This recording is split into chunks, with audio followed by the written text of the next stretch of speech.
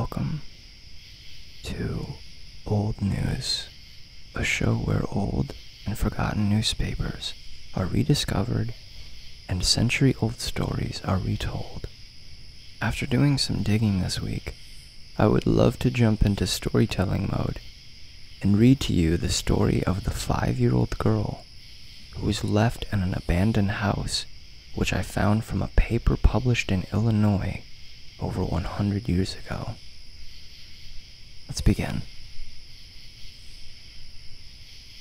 Word comes just as the Times goes to press that a girl was found shortly after noon today by Gus Jacobson of the C.C. Smith Company of East Chicago in a vacant house on 141st Street east of Todd Avenue.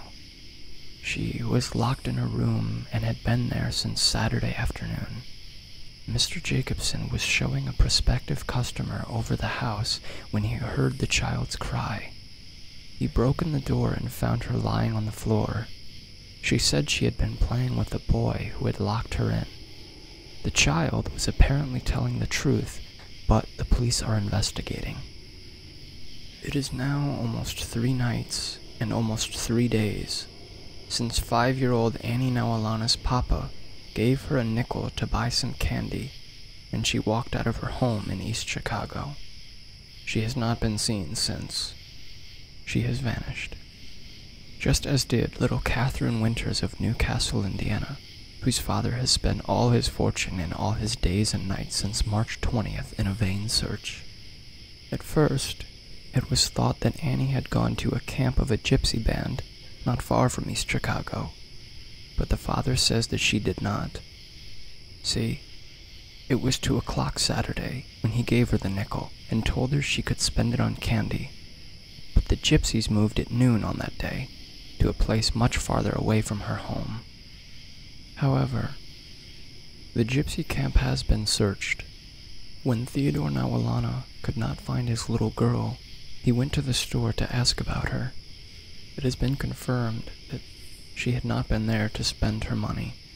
He inquired of people on the street. Nobody had seen her.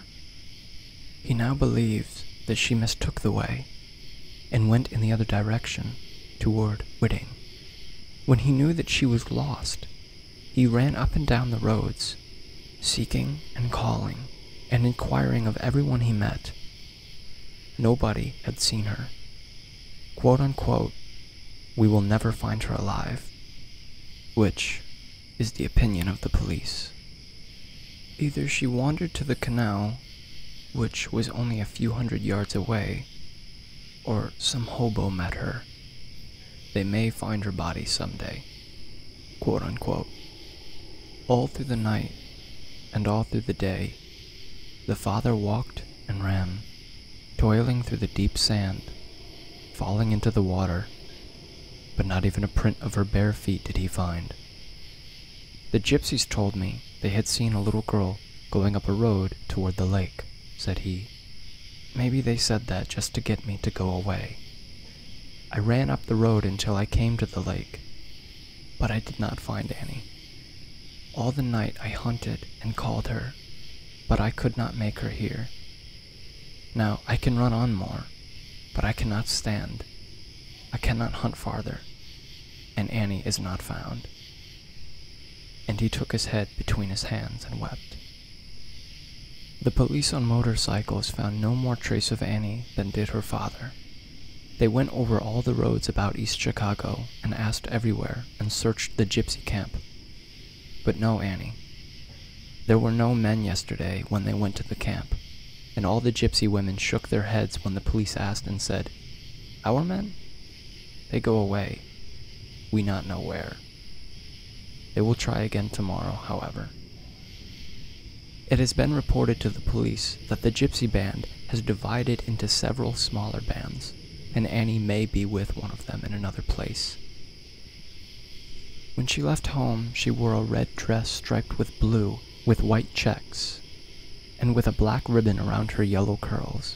If the gypsies had her and wanted to keep her, they have strained her hair by now and put another dress on her and have even given her another name, and have told her that if people come asking for her and she makes a sign to let them know who she is, or speaks a word, something very, very dreadful will happen to her.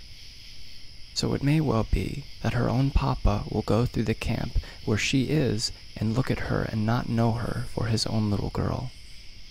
And she will not dare speak or move.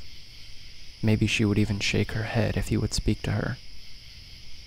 And it may be, as the policemen fear, that she lies at the bottom of the canal, or that her body is hidden in the woods somewhere about the lake or by the river.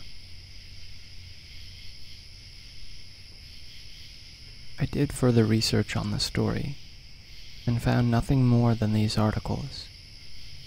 I found no updates or future papers talking about the disappearance of Annie Nawalana.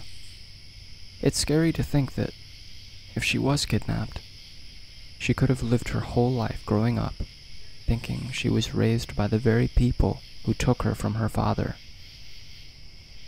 Also, what about the little boy in the beginning of the article? The same boy that locked her in the closet in the first place. Who was he?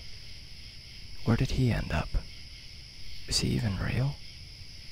It could just be another ghost story. I hope you enjoyed this video. If you made it this far, please consider leaving a like and comment telling me what you think happened. If you would like to support my channel, consider subscribing and turning on post notifications to be notified whenever I upload more videos like this one.